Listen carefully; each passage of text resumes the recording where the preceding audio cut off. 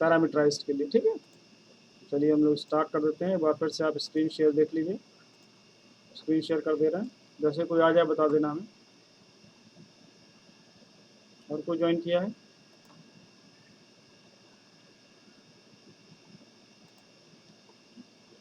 एक बार फिर से देख लेते हैं। माइस्क्यूएल देखो आप लोग, है ना। और पैरामीटराइज्ड के बारे में ध्यान से समझना, ठीक है ना। पैरामीटर क्या होता है? जो हम लोग सेलेक्ट क्वेरी लिखते हैं, अपडेट क्वेरी लिखते हैं, या फिर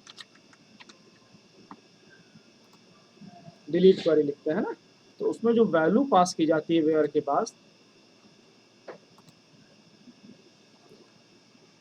उस वैल्यू में क्या होगा,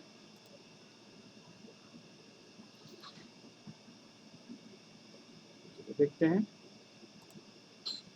ओपन कर लेते हैं। एक हम लोगों ने इंसर्ट का बनाया था, है ना। देखिए यहाँ पर जो है एक तरीका, दो तरीके हैं, दोनों तरीके मैं दिखाऊंगा आपको, है ना। तो देखिए जब आप इंसर्ट करते हैं तो आपको इंसर्ट का कमांड याद होगा माइस्क्यूएल का, इंसर्ट इनटू स्टूडेंट। यहाँ पर हम लोग ऑप्शनल है, लेकिन यहाँ पर हम लोग कंपलसरी लिखेंगे जो है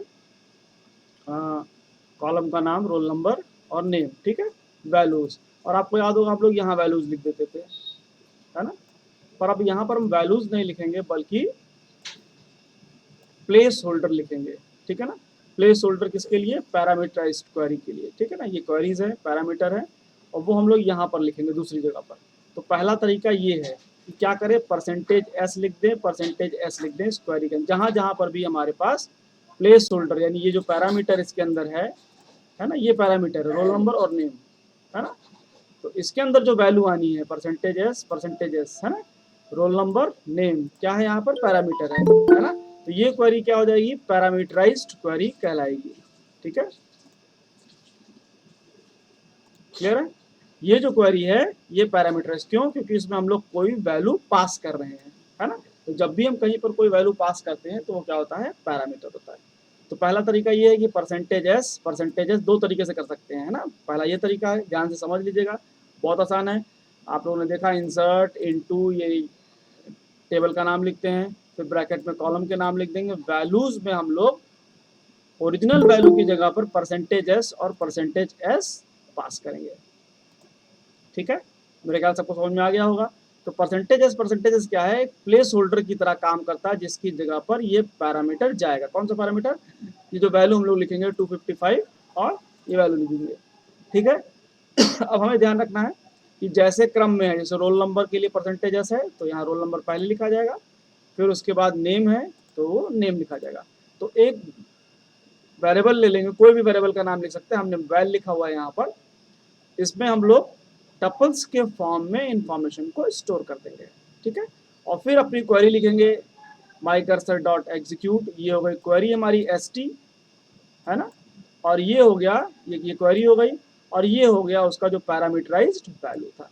तो ऐसी क्वेरी देखिए, इसमें पैरामीटर है, रोल नंबर और नेम हमें वैल्यू पास करनी है, और वो वैल्यू हमको यहाँ से मिलेगी। ये जो क्वेरी है इसको हम लोग क्या बोलते हैं, पैरामीटराइज्ड क्वेरी। और इसका एक ये तरीका है लिखने का। इसको रन करा के भी देख लेते हैं। इसका रोल नंबर चेंज कर देते हैं, थोड़ा सा रोल नंबर में कुछ बदलाव कर देते हैं। 56 लिख दिया हम लोगों ने, यहाँ पे हम लोग ये लिख दिया, ठीक है। अब इसको रन कराएंगे तो ये वैल्यू वहाँ पे इंसर्ट हो जाएगी, ठीक है।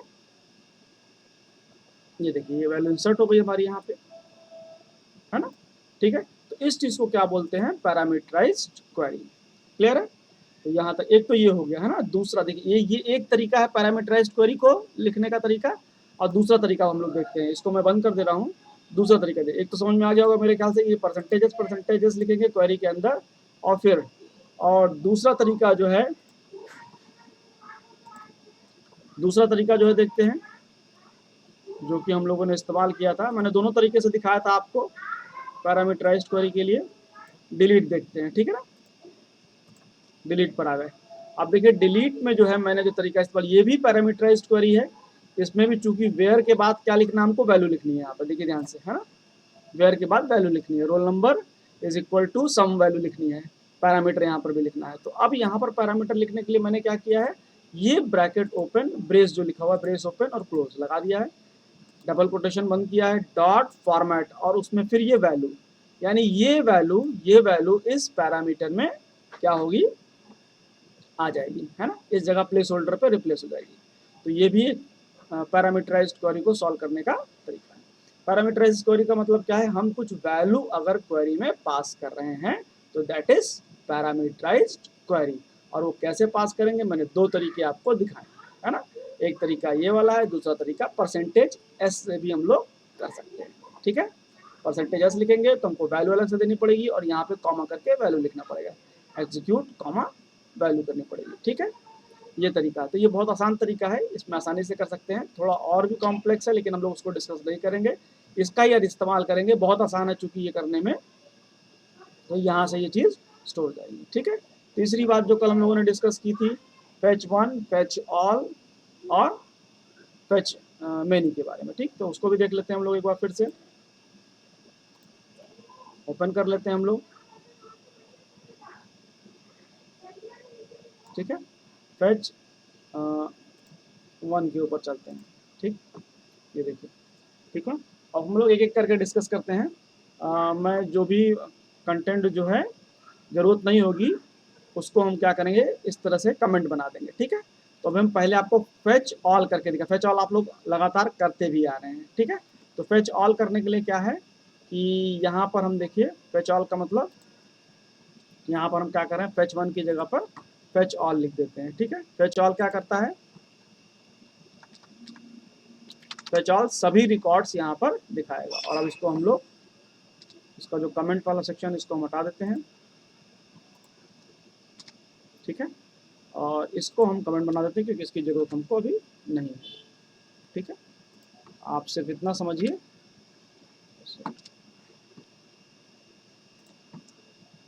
जो हम लोगों ने प्रोग्राम बनाया पहले, अभी तक हम लोग ये करते आ रहे हैं, यहाँ कोई दिक्कत नहीं हो रही हम लोगों को। तो ये नहीं, इसको हटा भी देता हूँ मैं, कोई दिक्कत नहीं, समझ में आ जाएगा।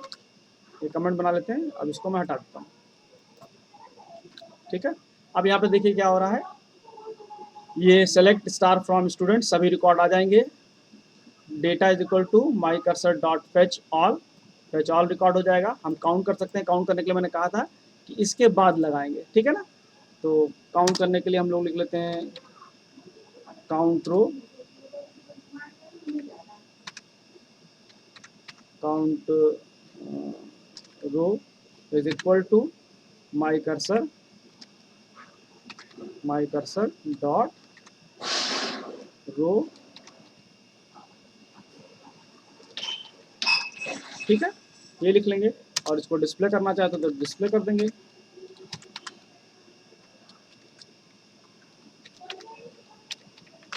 नंबर ऑफ रिकॉर्ड्स, ये फेच के बाद लगेगा।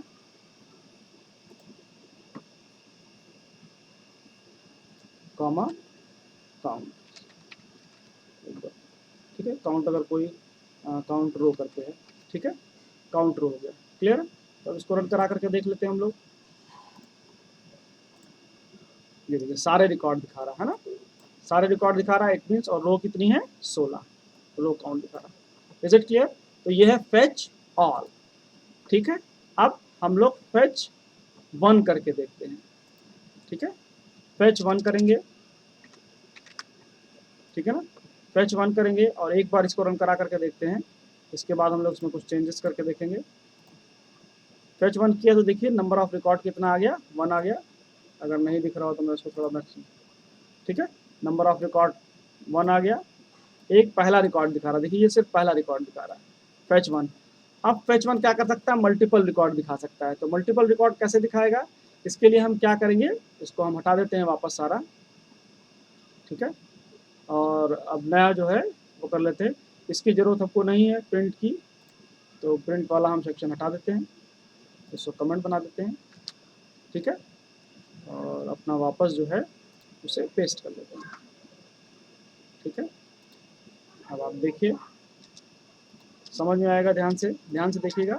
अब हम फेच वन पढ़ रहे हैं। ठीक है ना, फेच वन के लिए क्या करना है, फेच वन किया, रो काउंट किया। ठीक है ना, नंबर ऑफ रो दिखा देगा हमको।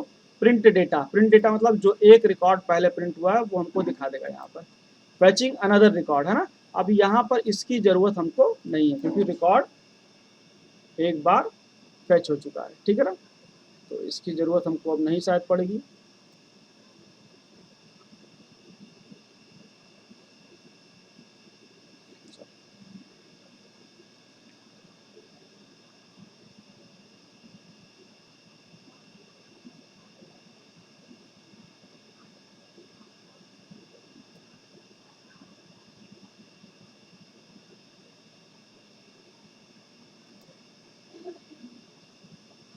चलिए चेक कर लेते हैं एक बार आसानी से प्रिंट डेटा, ठीक है। फैच वन, इसको हमें एक बार फैच वन फिर से करना पड़ेगा, कंट्रोल सी कंट्रोल वी करके, ठीक है।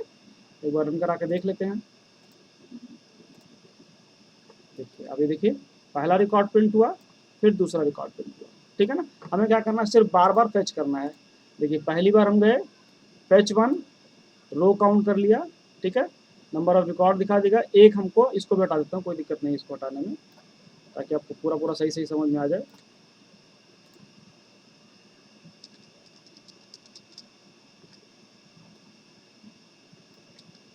ठीक है, अब ध्यान से देखिए, फैच वन एक बार एक रिकॉर्ड, ये क्वेरी एक ही बार लिखी गई है, इसके बाद जितनी बार चाहें उतनी बार आप फैच कर सकते हैं, ठीक है ना। फिर से मैं कर लेता हूँ, देखिए तो तीसरा रिकॉर्ड प्रिंट करना है, तो इतना ही चीज़ कॉपी कर लेते हैं वापस, और अब हमको इतना ही रिकॉर्ड चाहिए, फैचिंग अनदर रिकॉर्ड। अब ये देखिए 3 रिकॉर्ड दिखाएगा, ठीक है। तो 1 बाय 1 रिकॉर्ड दिखा रहा है ये, अब ये 1 2 3 रिकॉर्ड दिखा रहा है। चौथी बार कर लेंगे, यानी हमको ये 3 लाइन लिखेंगे, या इसकी जरूरत ऑप्शनल है, my cursor dot fetch one. तो जब तक सारे रिकॉर्ड तो इसमें आएंगे, लेकिन 1 बाय 1 रिकॉर्ड लिख कर गया, और अगला रिकॉर्ड वो हमको दिखाएगा, नेक्स्ट रिकॉर्ड हमेशा दिखाएगा। फैच वन मीन्स एक रिकॉर्ड, और अगर हम अगली बार इसको इस्तेमाल कर रहे हैं तो वो अगला रिकॉर्ड दिखाएगा, नेक्स्ट रिकॉर्ड दिखाएगा, वही रिकॉर्ड बार बार रिपीट नहीं कर रहा। देखिए अलग अलग रिकॉर्ड दिखा रहा है, ठीक है ना, हर बार नया रिकॉर्ड। यानी डेटा तो सारा आ रहा है इसके अंदर, माई कर्सर के अंदर, माई कर्सर के अंदर जो है वो डेटा सारा आ रहा है, ठीक है, लेकिन वन करने के कारण वो सिर्फ हमको एक ही रिकॉर्ड एट अ टाइम में दिखा रहा है। तो ये फेच वन हो गया, ठीक है। फेच मैनी करने के लिए मैं इसको हटा देता हूँ वापस, जो है ये सारे, अगर आप नोट करना चाहोगे तो नोट कर लेना इसे, बस उस पर दिखाई देगा, मैं वीडियो डाल दूंगा ये वाला, इसको हटा दे रहे हैं। अब हम क्या करते हैं, यहाँ पर सेलेक्ट कर लिया हम लोगों ने माई कर्सर डॉट इतना। अब हमें क्या करना है, एक डेटा ले लेना है, डेटा या कोई भी वेरिएबल ले लेंगे, data is equal to my cursor dot execute,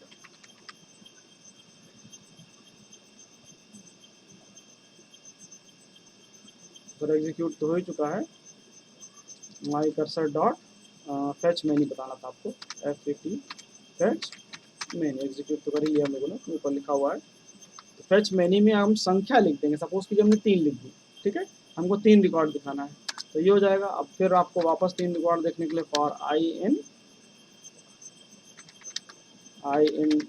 data print, ठीक है, वापस रन करा के देख लेते हैं इसको।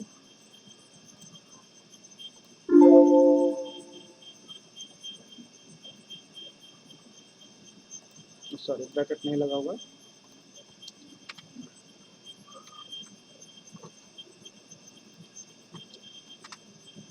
प्रिंट टाइप, ठीक है, कुछ एरर दिखा रहा है, ओके स्पेलिंग मिस्टेक है, फैच की स्पेलिंग जो है वो मिस्टेक है, और फिर टी सी एच साइज होगा, ठीक है। ये देखिए 3 रिकॉर्ड हो गए, 1 2 3, ठीक है। फैच में 4 रिकॉर्ड लिख देंगे, 4 रिकॉर्ड्स लिख देंगे, तो ये 4 रिकॉर्ड दिखाएगा, देखिए, ठीक है, 4 रिकॉर्ड, जितने रिकॉर्ड दिखेंगे वो उतने दिखाएगा। तो ये है फैच मैनी के लिए, ठीक है। तो ये कल चीज़ हम लोगों ने पढ़ी थी, row count, fetch many, okay, और फैच वन, फैच ऑल, इसकी सहायता से हम लोग इस तरह से डेटा एक्सट्रैक्ट कर सकते हैं। ये चीज़ें थी, और मेरे ख्याल से पैरामीटराइज भी अब कंफर्म हो गया होगा। यहाँ पे देखिए इस क्वेरी में पैरामीटर नहीं है, है ना। लेकिन अगर यहाँ पे वेयर क्लॉज लग जाए तो क्या हो जाएगा, यहाँ पे पैरामीटर होगा। और फिर हमको पैरामीटर दो तरीके से दे सकते हैं, एक तो परसेंटेज की सहायता से, दूसरा ब्रेस की सहायता से। दोनों तरीके से हम लोग जो है पैरामीटर्स की वैल्यू यहाँ पर इंसर्ट कर सकते हैं। ठीक है, क्लियर सबको। तो यहाँ तक तो हमारा ये कंप्लीट हो गया। तो जो ये टॉपिक हम लोगों का वो फिनिश हो जा रहा पूरा पूरा, है ना। मेरे ख्याल से समझ में आ गया। कल जो हम लोगों ने पैच 1 वाला नहीं देखा था वो भी आज हम लोगों ने देख लिया है। तो अब मैं इसको स्क्रीन